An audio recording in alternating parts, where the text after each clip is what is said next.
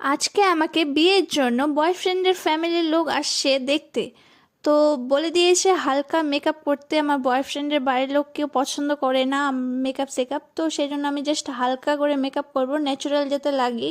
আর তোমরা দেখো আমি কেমনভাবে মেকআপ করছি, প্রচুর ন্যাচারাল লাগবে আর অনেক সুন্দরও লাগবে মাশাআল্লাহ। ফার্স্টে আমি ফাউন্ডেশন লাগিয়ে নিয়েছি, তারপর একটু ব্লাশার লাগাচ্ছি যাতে গালগুলো লাল লাল করে, সবাই ভাবে একটু লজ্জা পাচ্ছে বেশি।